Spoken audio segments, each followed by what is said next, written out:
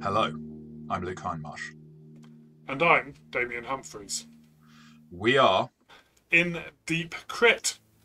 Welcome back, and we're looking at something different today. We're looking at the dark and cold, sneaking in down the chimney to steal things, or maybe beating up a rival gang in the street, all while surrounded with ghosts, the occult, demons, and a sun that has been broken on a world that's doomed. This is Blades in the Dark. I feel like I should be doing it like an Iron Maiden song, Fear in the Dark, but Blades in the Dark. Yeah. So this is a game which we will be. It's from Evil Hat Productions. It's by, as you can see, John Harper, and this is going to be our detailed look at it as a review. First of all, though, as you may have seen with some of our where there is a mission statement, we like to start with that and see whether a game hits its mission statement as a test of whether or not it's any good. It's not our only test. Damien, what is this mission statement for Blades in the Dark? So yeah, picking a few sentences from page 1 of chapter 1, the basics. Blades in the Dark is a game about a group of daring scoundrels building a criminal enterprise on the haunted streets of an industrial fantasy city. We play to find out if the fledgling crew can thrive amidst the teeming threats of rival gangs, powerful noble families, vengeful ghosts, the bluecoats of the City Watch, and the siren song of the scoundrel's own vices. You are in a haunted Victorian-era city, trapped inside a wall of lightning, powered by demon blood. Wow. It's urban fantasy, obviously, straight out the gate. And this is an interesting system. It's a very different mechanic. So if you've played, let's say, most people who've done role-playing have played Dungeons and Dragons, coming and looking at the core mechanic is going to take a little bit of getting your head around. So let's see if we can have a look at that first of all. I think... I'm going to deal with it first of all. I'm going to look at it this way. So you have a player character who you decide from a number of archetypes. But before we get to that, the real main character in this is the crew. And the crew is your criminal gang, which could be a group of assassins, a group of bravos who want to go and beat up, as I say, rival gangs. You could be smugglers. You could be shadows, who are basically sneak thieves. You could even be a cult. There are these options. I'm not going to run through every single one of them. But they play into a different play style. I have played this game as a player character in an Assassin's group, and I have run it as a GM for you guys who chose to be, and it didn't surprise me one bit, a cult. And within the player characters, we've got you describe them as archetypes. I think, Damien, is that how you put it? Yeah, definitely. I would describe them as archetypes as opposed to stereotypes. Yeah. But there is a lot of scope within each archetype to interpret that how you wish, and to develop that character in a particular direction. But yeah, definitely archetypical, and I think the gangs, the crews, are archetypical as well. Yeah, so it's broad brushstrokes, and then it's about you filling in the fine detail. I mean, so to give you an example of the type of player characters you could be a cutter, which is. So the way I played a cutter when I played it, and that was a character who was very much solving things with either their fists or a kosh or a billy club, that kind of thing. And they were all about, look, hang on, that's not how you knock this guy. That's not how you knock this guy. This is how you knock him out. Kapunk. That kind of character. You've also got characters who are like. Something called the Hound, which is a character who is more of a hunter. They can be a very sort of ex-military soldier type. They seem like they might be a sniper, but they don't have to be. They can be as equally potent up close in combat as can any of the other archetypes. You were a spider, wasn't it? I played a spider, so the spider is very much the about the connections and the web of intrigue that surrounds the various factions and the various gangs. Its kind of subheading is a devious mastermind within the rulebook. And yeah, but there's a whole lot of scope to portray that how you wish. I was perhaps more sociable than devious in the way I dealt with things, but I can't help a little bit of underhanded shenanigans every now and again. Well, even overhanded shenanigans sometimes. Or even overt, blatant, obvious manipulation of everyone around me. Yeah, so these archetypes fit really well into the world. Any number of them, I think, can fit quite well together within a crew. Yeah, absolutely. You don't have to be assassins and all be cutters or hounds. You can easily be the sort of sneaky person. You can be the bravos, and you can be the mastermind who's like that Hannibal character from the A-Team, not Hannibal Lecter. I'm not going down the cut Father Beans route. And I love it when a plan comes together. You can be that character very, very easily, or any range within. There are some limitations, I think, but really, there isn't. So maybe there's a priest. There's not really a priest archetype. You can easily make one of them feel like a priestly sort of character, and we kind of had that happening where our, one of our players when I ran it did go down that route. He was the main servant of the god that you were, the forgotten god that you were following. So you've got these choices to make. Looking at the. I mean, in terms of that, is there a criticism about that? Is there a criticism about how the archetypes were? I think probably not from what you're saying. I don't think so. So we played this with ourselves and two other friends, and we played a few sessions of it. And from the character choice point of view, I don't think there was any complaints. The system is quite heavily front loaded, I think, into the choices you make. Yeah. In character creation, so you choose your crew and your character, and then you're choosing things like your particular contacts, your rivals, your friends, certain bonus abilities and things. I don't know if it was necessarily more front-loaded than some other systems, but there were quite a few decisions to make in the creation of the crew. But because that's a collaborative process, for me, it felt like naturally part of the game. I think there's a lot of options. So looking at other systems so this is not the most complicated mechanical system to learn. It's quite easy, I think. But in terms of getting your head around how to create characters, how to create crew, and how this all fits together, that is initially a little daunting. Both for player and GM, but more for player, I think. Initially, you're like, whoa, how does this all work? Particularly if you've played other systems. So I think from the outset, there is a degree of choice paralysis if you're not careful. So that may be. We went with a cult. I don't think that was the easiest choice to go with. So I think if you were running this, trying to steer a group to choose a simpler crew to start with might be a good decision. I perhaps should have done that, but was arrogant about my abilities. Anyway. I think. It might have been easier straight off the bat with perhaps bravos or assassins. Maybe, yeah. But we as a group decided to take a slightly different route. We will come to my verdict later, but I enjoyed the game. I've enjoyed the sessions we played. So let's get back down to the basics of the mechanic. What dice are you mostly going to be rolling? It's going to be a d6. Yeah. You have 3 attributes which are important to do with being able to resist effects, and 12 skills that are spread out between those attributes. The attributes are insight, prowess, and resolve, and you can see that there you've kind of got the division of your sort of physical, mental, and I suppose spiritual type of division. And really, the only people who are going to be rolling against those skills are going to be the players, because the GM does not really. I mean, not that you never roll the dice, but for the most part, any combat, for example, that's rolled by the house of player dealing with it. What skill are they choosing? It's not the GM who chooses skill. So it's a bit. I mean, I don't know if you want to jump in and talk about that. What your perspective of it from the players' side of things was. Yeah, so there's a bit of, I guess there's a bit of what's the nice word, but like there's a bit of leakage, not leakage, but kind of overlap between some of the skills and the way, and I might approach a situation and might choose that this is a finesse situation because I'm trying to do something subtly and using sleight of hand, that kind of thing. But I might also approach the same situation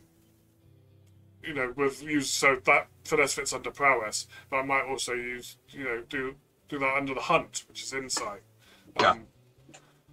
So it's very much player's choice as to, okay, this is what I want to do, and this is how I want to do it. Yeah. And then given those choices by the player, it's then up to the games master to set a position and an effect. an effect, Which is interesting. So for example, just taking an example of how that works. So position and effect are, your position is either controlled, risky, or desperate. And those have different implications for if things go wrong when you have a controlled position, it's not going to be as serious. You get some complications, but you may not really be taking any harm. At the risky level, well, it's risky for a reason. You are going to potentially take some harm. And if it's desperate, I mean, you can guess that might be taking some very serious harm. And this doesn't work on hit points. It works on things like, you've failed your desperate roll to jump from one building to another, so you fall to the stone floors below, hit on the cobble streets of the city 2 stories down, and you break both legs. That could be the consequence, and that's a level 3 harm, and that may have a serious effect on the playability of your character. From there is something you get to do. You get to resist that, but before we get ahead of ourselves. So that's one of the things that the GM sets, is this position. What's the likely, are you in a safe environment? Okay, I'm simply stepping over a canal narrow bridge, and it's the likelihood of anything going wrong is low, but I could make a lot of noise, so that could be the complication. Or I'm trying to jump over that canal and it's risky and I might fall in, and there's issues there, I can't swim or whatever. Or it's desperate, I'm trying to jump over the canal but I'm 3 stories up, and if I miss I'm gonna hit pretty hard. There's all sorts of ways that can apply. Effect is best looked at as, so there's and I'm going to use an example they sort of use in the book. Say there's a stone tower you want, or indeed a statue, since that's what we do. You want to knock down this statue. You want to do it with a sledgehammer. Your effect is likely to be nothing. You're going to knock loose a few pebbles. It's not going to do anything. You're going to try doing it with a drill and pulling it with some ropes. Well, maybe that's a limited effect. So maybe it will make the statue wobble. You want to pack that through it full of some explosives and blow it up. Maybe it's not a standard effect. Maybe it's a great effect. Maybe it's going to blow it up. And sometimes with critical successes and things, you can get an effect that's an extreme effect. So the ridiculous can happen. It all plays off this D6 roll. And you get to roll a certain number of D6 dice according to how many points you have in a skill. But you can add to that, can't you, using stress? Yes. Do you want to explain the stress, how you can add to it, or what you can do to add to that? And we'll then discuss stress more generally afterwards. Yeah, so there's a couple of ways of adding dice into that roll, and indeed having dice taken away from that roll. But the main ones for adding from a player's point of view, so you can take some stress, and you can take 2 points of stress to add 1 dice to the roll. You could take a help action, so another member of the party could assist that character with doing what they're doing. And there's so my character in particular had an ability that allowed him to do that without taking the stress. Because a couple of times, yeah. Yeah, a couple of times. Because that player helping would take 1 stress to add 1 dice to the roll. You might have some equipment that could help with that, like some special armor, or you've brought along demolition tools. We'll come on to the equipment a little bit later, I think, the way the equipment works. But you could have an item ready that will help with that. Or you can take a devil's bargain, which is you can either propose yourself or your kindly, friendly neighbourhood games master can suggest for you. And this would be, okay, you can add a dice to your roll, but there will be a consequence either fairly soon or further down the road. And that's very much a narrative thing that you would discuss in situ in that situation. And you sort of agree what the consequence is, which is interesting. So it could be, okay, so you managed to successfully charm the owner of this shop to let you go into their back room and take something or whatever, but the result of charming it is it's a little too successful and they become obsessed with you. This could be the devil's bargain, and it can play out in funny ways. It can be, okay, this is great. So there are plenty of options for unfortunate consequences. You roll those dice. If you roll a 1 to 3, that's a failure. You take the best result. Yeah. If you roll 1 to 3, that's just a failure, and so you're going to take what your position is. That will inform the kind of narrative description that you receive of what happens. Because this is not, oh, will you take a d6 damage? It's none of that. There's no damage in that way. It's all narrative on the consequences. You roll a 4 to 5, you succeed, but either with a complication or some kind of harm, depending again on your position. So if you're in this controlled position, you're unlikely to take harm, but there's going to be a complication. If you're in a risky position, it's complication or harm, and if it's a desperate position, you're probably going to take quite a lot of harm. But that's a long, or both. So it could be, say there's a duel. You're having a duel, and you've decided that although it's a formal duel and the fitness might be the best thing, that you're actually going to use skirmish, and that's not the best choice to use. So it puts your position against this very skilled swords person as desperate. But you roll a 4 and a 5, or 4 or a 5 as your best roll, and that means that you cut them, you hit them, whatever, to knock them down, but they also cut you. So they run you through the arm or something, or they run you through a punch or a lung. At that point, it sounds like it's very serious and it's all over. But any consequence can be resisted, and you automatically succeed in resisting. But you've got to spend stress, and you roll against one of those attributes we mentioned earlier, so insight, prowess, or resolve, which depends on how many skills you've got under that. If you've got all the skills under that, you'll have more dice. If you only have one skill under that, you'll only have one die to roll to resist using that particular attribute. And if you roll a 6, you're taking no stress. If you roll more dice and you get 2 6s, that's called a critical success. You're going to actually reduce your stress. If you roll 5, 1 stress. If you roll 1, for taking 5 stress. So resisting potentially means you're getting stress. And we're talking about stress, but what's the consequences of stress? So just quickly, am I right in thinking that the only thing you can't resist is the result of a devil's bargain, the consequence of a devil's bargain?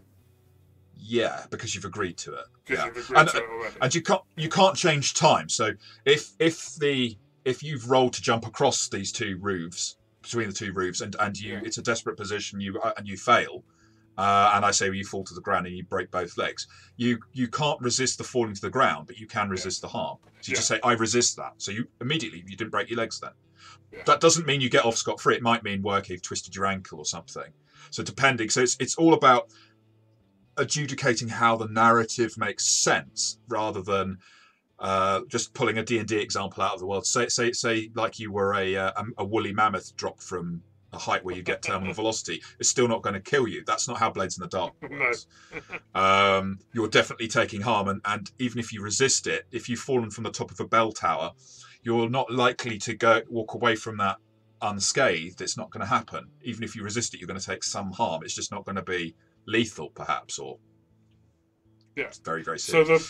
So the stress mechanic works in, so you have 8 potential stress points. You have a little bar on the character sheet that goes up to 8, and every time you take stress, you mark yourself further along that stress tracker for taking stress. Each session, each mission is called a score. It's kind of, so each game session in a way is kind of self-contained. A score could go over a couple of sessions, but you have a score that you're on at that time. If your stress gets to 8, then you are out of that score. Yes. And almost certainly taking a trauma to go along with that. But you are essentially immediately removed from that score. The stress has got too much, something's broken, you've snapped, or you're sat giggling in a corner.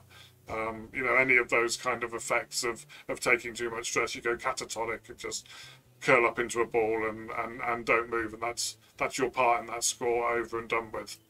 Yeah. Until you can reduce your stress, which is part of the downtime activity. Well, so we'll double check this and I'll put up a little bar. No, you not got it wrong. It might be 8 on the character sheet, and then when you take your 9th points of stress, I can't remember. But it doesn't matter. We can always. That's not the difference. With that, you do take a trauma, which would be like it's from a list of things that you have to select, and it might be then you become very vicious and cold-blooded, or you might go soft. These are all choices that give you role-playing choices, and if you role-play up to your trauma once you've got it, that can give you experience, which is different in this from what it is in some other systems. Yeah. I think in terms, off the top of my head, because we only dealt with this, no one actually dropped out because of stress until the very last session. So my recollection of this rule, which I could be wrong about, is that you basically come back with no stress because you've taken a trauma, and that trauma is permanent. Right, okay. So, but I may be wrong about that. But dealing with stress after a session where you haven't, between scores, not after a session, so not after a game session, it's between every score you have this downtime period, and I think we've probably dealt with the core mechanic for how you're doing it in play. But as I say, the GM's not rolling anything. A fight between two characters, whether it's something that's resolved by a single roll or several rolls because you're keeping track of what's called a clock, that is going to be resolved by the player's roll only and interpreting that according to whether they succeed but with a consequence, succeed completely, or critically succeed. And those are the only ways that plays out. There's no, oh, well, I've rolled for the enemy and they've run you through. It is all on that player's roll. Yeah. I think that's probably how the mechanic works there. And within a score, we ran them so they ran. We managed to do like one score per session. I think they could be a lot faster than that, but they tended to be a bit more complicated, perhaps, for us. So they played a little bit like a series of one-shots, might be the way I'd put it. Yeah. Although there was an overarching aim for the advancement of the crew is the so as Luke said earlier, the crew is kind of the main character, as it were, and the player characters are a part of that crew. The crew is what if we didn't have it, but if you had a character that did end up dead, the crew carries on going. That player would come in with a new character within that crew, a new recruit for that crew, and so on. So a little bit like a series of one-shots, but certainly connected one-shots. Overall, so it's within us. It's almost like a episodic type play. Which maybe if you were very quick and it was a very quick score, we're just going to go in there and get the jewels, and it was a very basic and simple score. It could be like a handful of rolls and done. And why would you make something a little bit of simple? Narrative. Well, I never make anything simple, so neither do you guys. So that was all right. We had but we did manage to keep it to one score per session, which is quite nice. We were running 3-hour sessions. Maybe, as I say, maybe you could get 2, maybe even 3 scores in that time if you want that kind of quick pace of the action. Role-playing in a score, seem to me to be good role-playing in the sense of there's a lot of narrative engagement with the players saying what they're doing, what's happening, what skills. So it's never the GM who says that's the skill you need to use. But I did, to some extent, give you some hints saying, come now, is skirmish really what you want to do to blow the lock off that door? I'm going to use an example, just making it up. But if a skill just didn't make any sense, it would be like, well, your chances of succeeding, the position is going to be risky. The effect is going to be there's no effect of this. You can't persuade the door to open for you. But in terms of how that played, how did you find gameplay within the score? So at first, it's a little backwards. The system, if you're coming from any of the more mainstream, I guess, any of the more well-known game systems, particularly if you're coming from Dungeons and Dragons, although those games that work with those types of mechanics, the gameplay in Blades of the Dark is backwards. What do I mean by that? So the free play element, we start with the scenes at the beginning, and then the characters choose a target and choose a plan. So, we want to go and get this artifact, and how are we going to do that? Well, we have a few choices of ways to do that. Whether we want to do a full frontal assault, whether we want to use subterfuge, whether we want to use manipulation, coercion, a social way of getting in to get that artifact. Don't explain any of those details of how we're going to do it. It's just which method are we going to choose, and then make an engagement roll, which sets up the starting position. How well how good your position is at the start of that score, and then we jump straight to the score in whichever position has been determined by the action roll. So you almost start on like the rooftop, don't you? So, I mean, Yeah. like, if you're breaking into somewhere, you don't start of, all right, and we walk down the street and we hide in the canals and we go along, punting along very quietly and creep up on them. You're sort of like, well, how well did you do? You did really well. So you're at the rooftop about to get in through the door, kind of thing. You don't go around buying your equipment and all that sort of stuff. You have a choice of loadouts, which is light, medium, or heavy, essentially. Yeah. Which gives you a number of points to spend on various bits of equipment. In play. Yeah. So each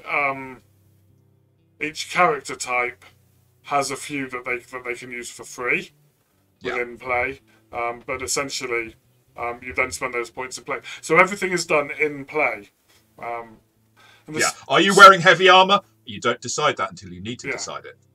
Yeah, you know, the guard steps out from behind the corner and hits you full force with his sword. I've got heavy armor on. At that moment, you make that decision, and you spend those points off your total from your loadout and make that decision. So this is what I mean by it being backwards, and it's slightly difficult to explain. So carrying on the backwards theme is this idea of flashback. So without the detail playing, so the one thing that we didn't talk about there was with the engagement roll, you decide the plan and you have this missing piece of information. So it is like, for example, we're going to break in. How are we going to break in? We're going to go through the rooftop. Engagement roll, bang. Okay, we're jumping across the rooftop, or we're climbing up the drain. We've climbed up the drain pipe and we're there, and maybe we've had a bad engagement roll, so we've knocked loose a tile, or we've had a great engagement roll. So actually, we found that the top window is open. We've gone in already. That could be the way that plays out. But like the example with the guard steps out from behind and is about to hit you, and you sort of have this flashback of, but I foresaw that this was going to be necessary if I'm wearing armor that takes the blow for me or reduces it. Yeah. You could also have had there's a guard who's noticed you and is about swinging. You say, yeah, I'm having a flashback here where I prepared one of our gang members, because it doesn't always have to be player characters. You can have these cohorts, they're called, to be set up ready at that bell tower, who's about to just jump on them and trip them up and put a bag over their head and clock them on the head or whatever.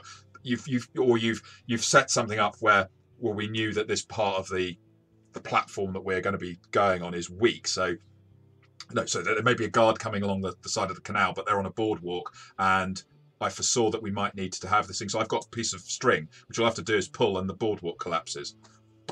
But it costs you stress to do that. So there is an element here that is a little similar to an episode of a very popular cartoon series about a boy and his grandfather, shall we say.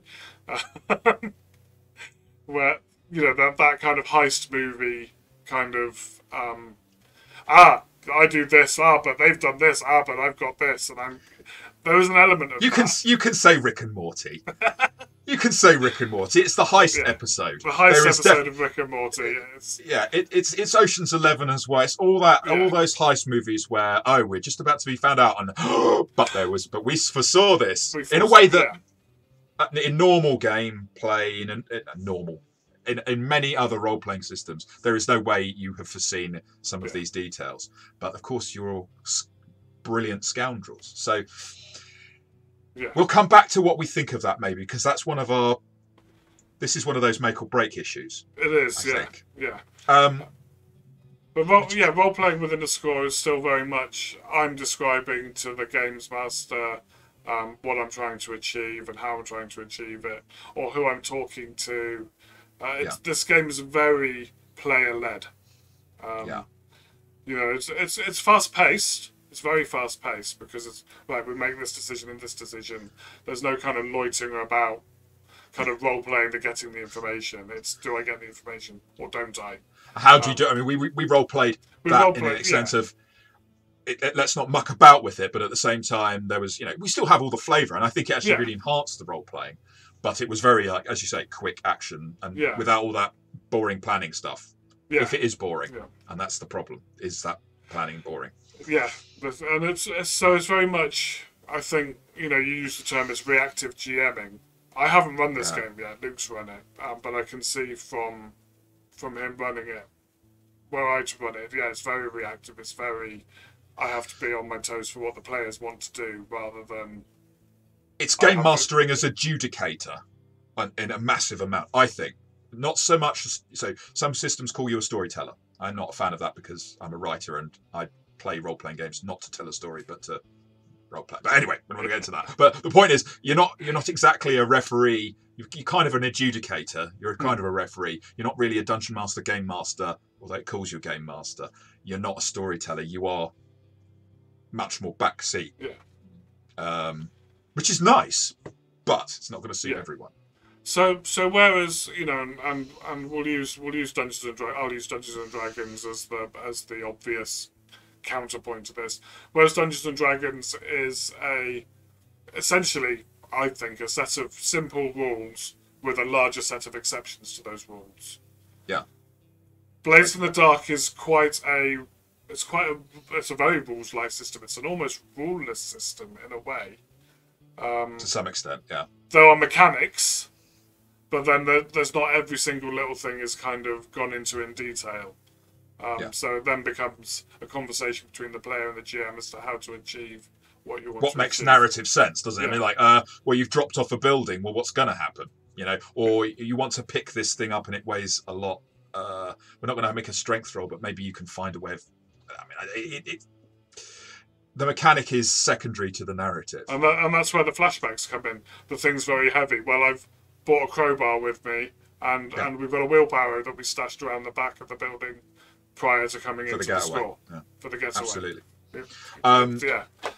Yeah. And we've got these, and you have all these contacts. That there's a mechanic for how you have contacts, and you get to use them, and they're quite useful.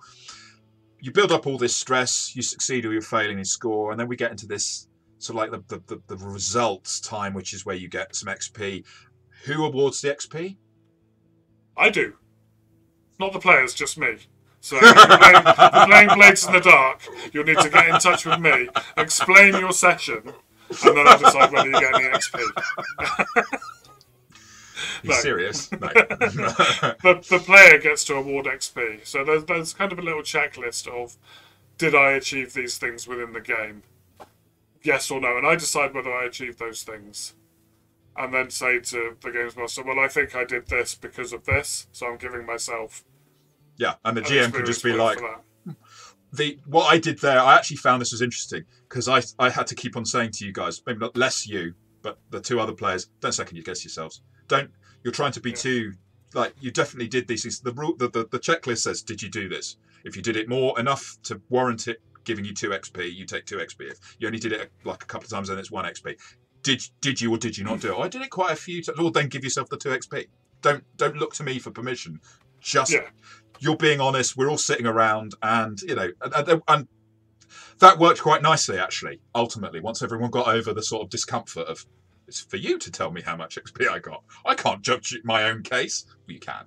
Yeah, it does work quite nicely because I know what I've achieved in a session, and each player character, they're called playbooks. The archetypes are called playbooks. Yeah. And so there's things connected to your playbook. So as the spider, one of mine was you addressed a challenge with calculation or conspiracy. Yeah. I mean, I pretty much managed that every score, I think. So you should get absolutely because I lent into that as part of the character. Every time you roll a desperate action, that's one that everybody gets. Every time you express your beliefs, drives, heritage, or background, which are other things you work out in character generation. Yeah. Or if you struggled with issues from your vice or your traumas. So you can use your vice as an interesting mechanic because you can use that to reduce stress between scores. But we'll come on to that on the trauma, but it's got an XP.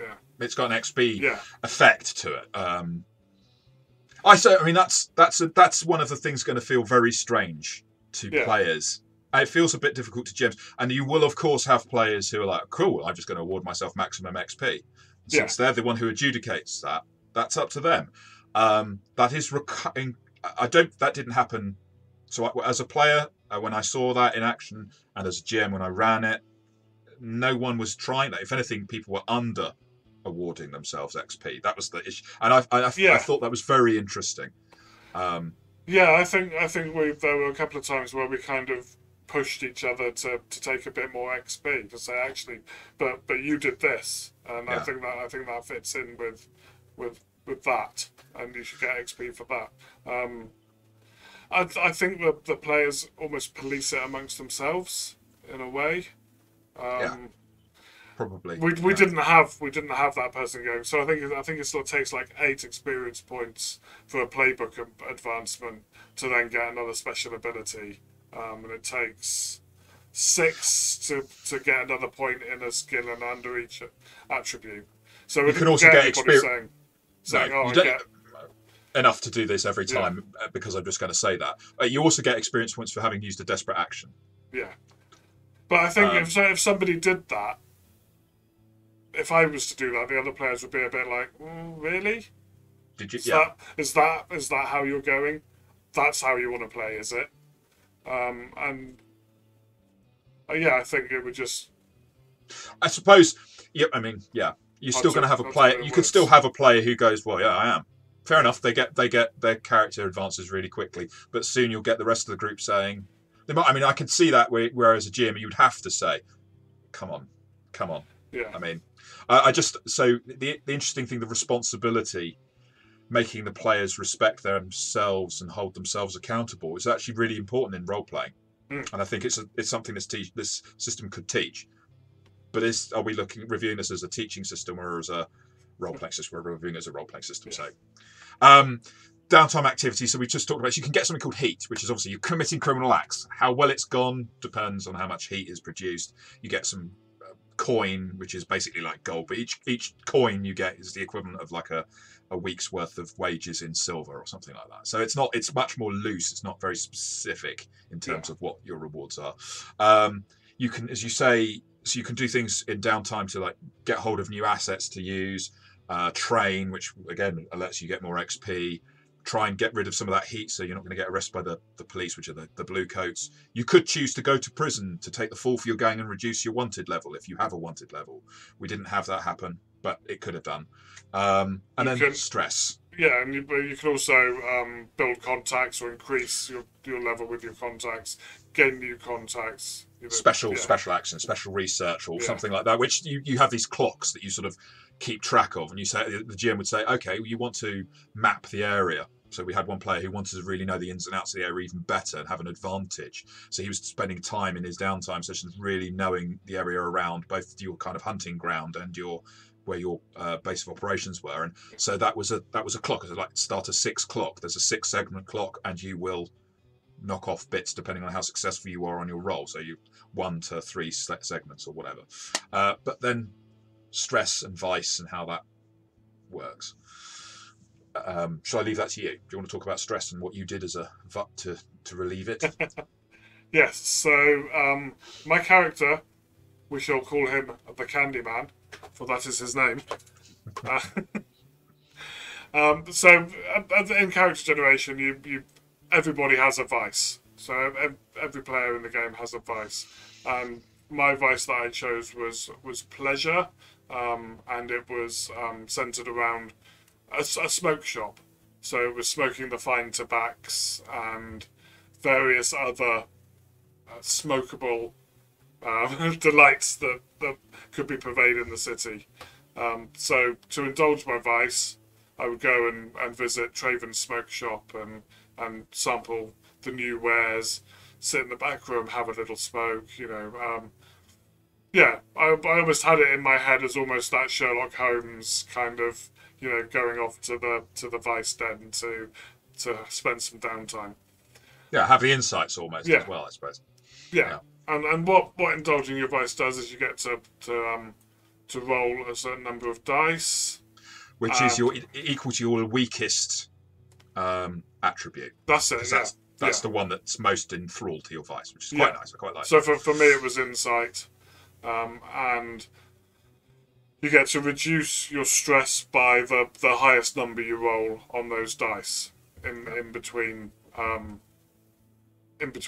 scores. However, if you roll more than on your highest dice than you have actual stress points, then you can have a consequence from that as an overindulgence, and a further negative effect that can come from that. And there's some choice. The player is basically given the choice on that, which it could be something like you can't use that vice purveyor anymore. So the smoke shop, you might have behaved badly and Travens no longer want to speak to you. Or it might be that you disappear for a time and not available for the next play session, so you'd have to use a backup character. And this game does allow for backup characters because, remember, it's the crew that is the main character. Vice is nice, and that was interesting. And we had lots of that was an interesting opportunity for role playing. I think so. Healing this game, healing is not magical. Healing can take a lot of time, and that's something that's done during downtime, and it's not instant. And we don't need to go hugely into that, but it does mean you can be limping into the next session with a character or who's got tons of stress and tons of injuries, and you just have to take that as it goes. The Candyman is currently carrying a guilty conscience, which doesn't sound like damage in the traditional sense, and it is only a minor harm, but because of some actions, he feels a little bad about how something went on one of the scores, and that may well affect the way that a similar situation will play out next time. Exactly. Actually, look what happened last time. I don't want that to happen again. I feel bad about that situation. Yeah, I mean, I took an injury when I played this. I had a hangover. Yeah. And it was a problem. It's like, but it was a monster of a hangover because it lasted quite a while. I was like, I can't get rid of this. Can't get rid of this hangover. But so it was a joke in the moment. But then I didn't take the action to resolve it. So instead, I played that up as it was a persistent hangover because I was persistently drinking, obviously. But these are interesting ways so that it ties into the narrative storytelling side of things. It's all about enabling that. I think we've covered.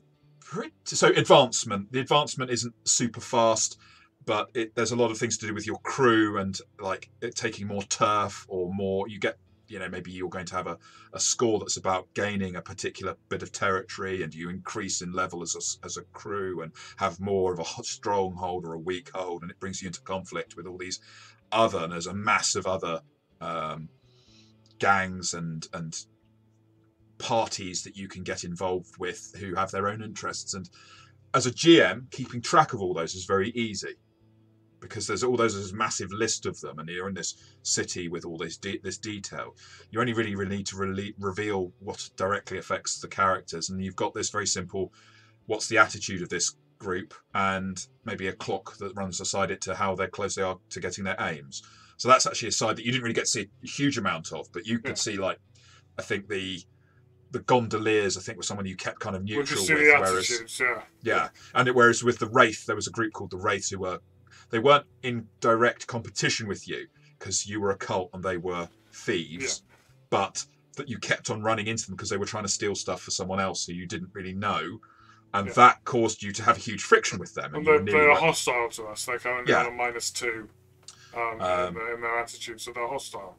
And that's kind of a basic mechanic for keeping track of these relationships between groups and how that all revolves. So we've gone through, I think, most of the basics. We could go a lot deeper, but let's talk about. We could. I mean, this has already been relatively long. Let's try and talk about views. Do you want to go first, or shall I have a spit about some things that I think are good and bad about this? I'm happy for you to, from a GM's point of view, to give us the lowdown. Yeah. Okay, so in terms of there is an education with this game, and it is very much because of the way it changes the balance onto the players to have the running. That it's teaching you as a GM and it's teaching you as a player to be a different kind of role player from who you might be used to being, and I think that's a very great strength.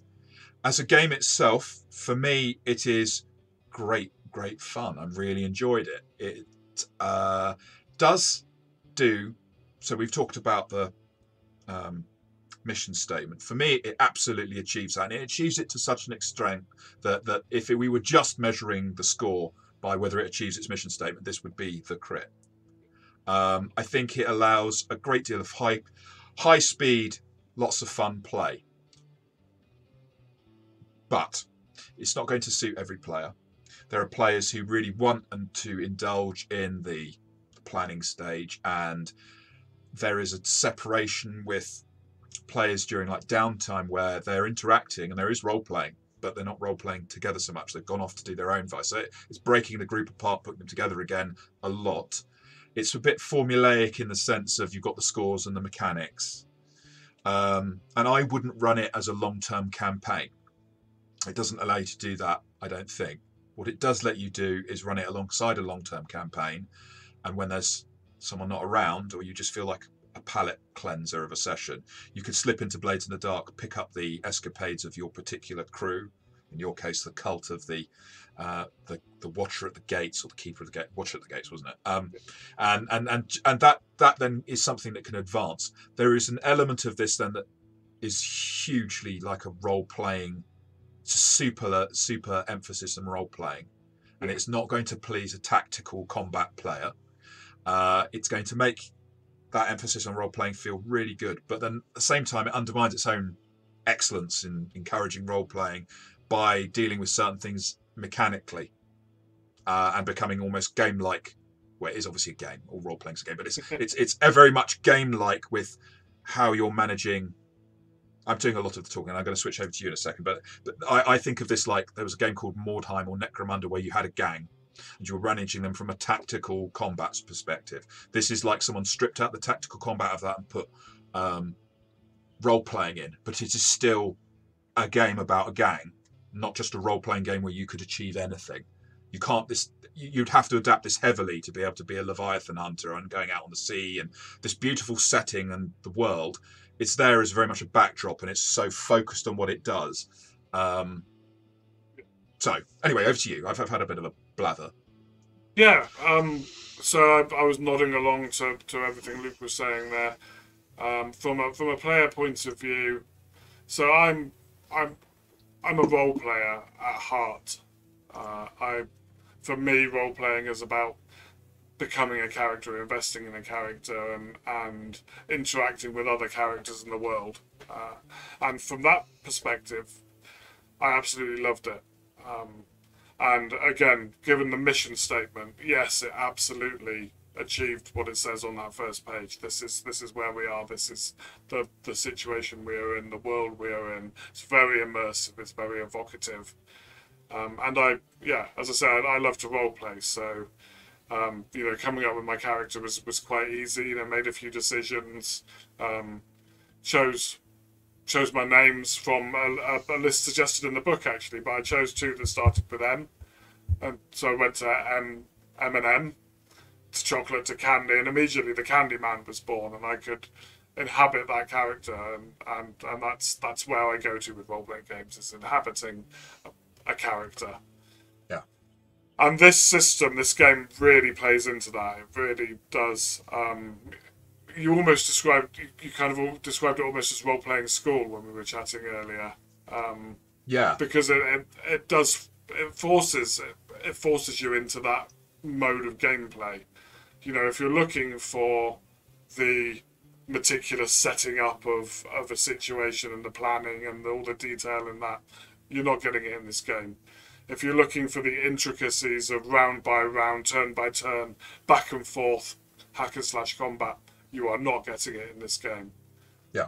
If you're looking for a role-playing experience with a group of friends that is fast-paced, that can be done in a session in a couple of hours, or possibly less if you're quicker with it, you're definitely getting that in this game.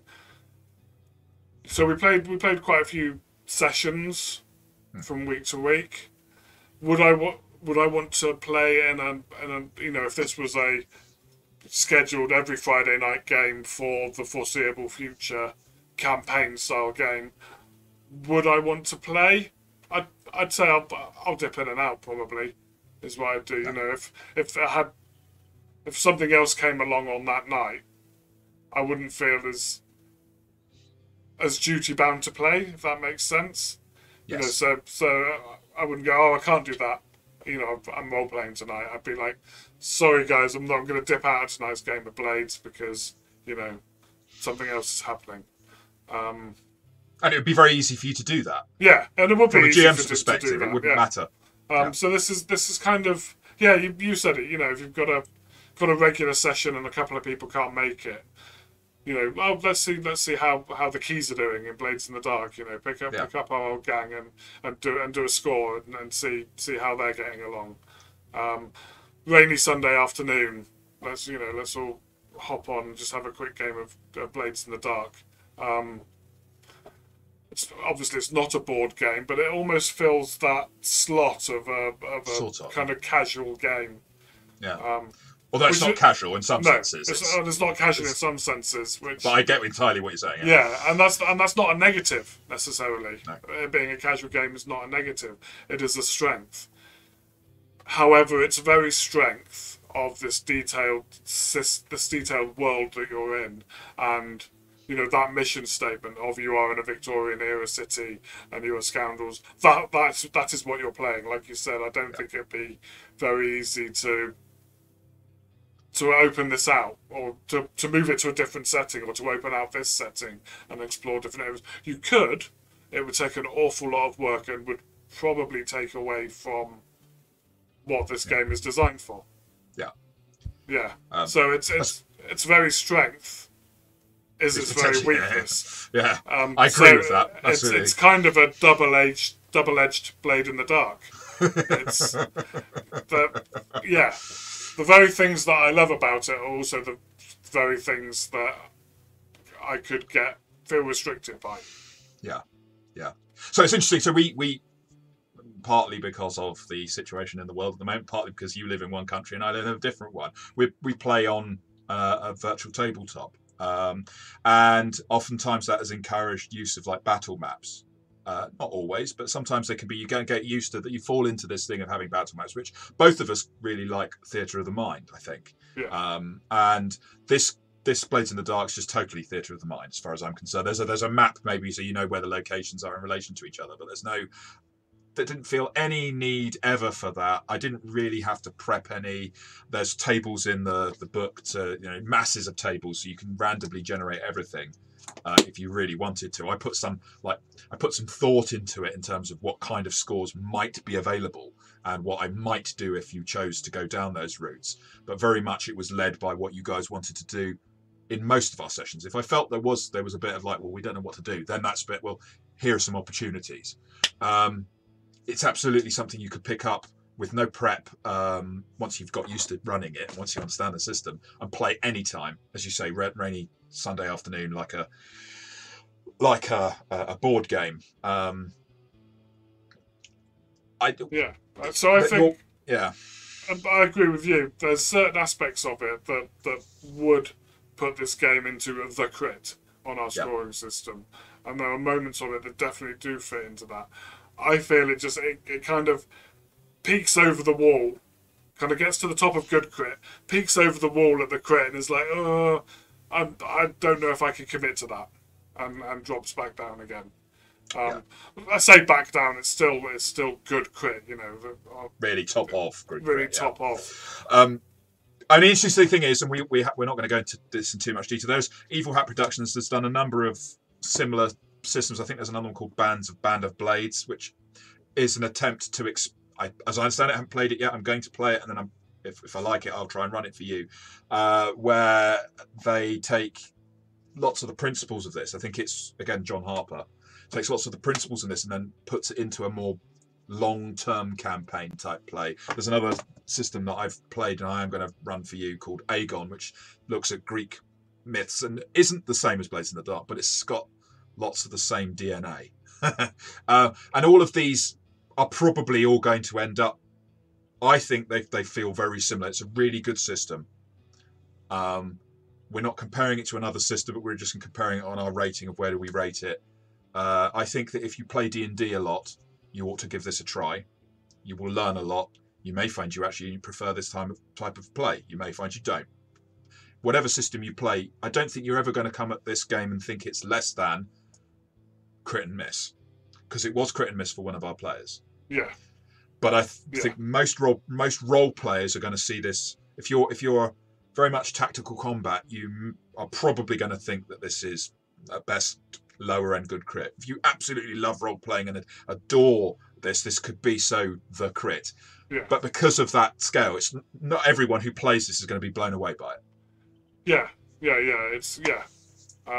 It's anchovies on pizzas.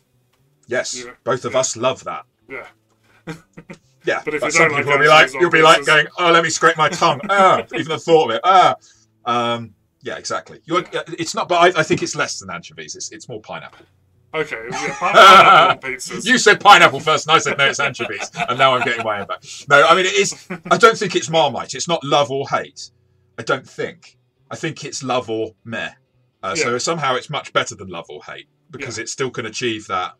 And I do love this, but I'm not rating it based on my own personal experience of it only. I'm rating it on what I think it would be for my players or for a group that I play with. And so that for me, it's a good crit.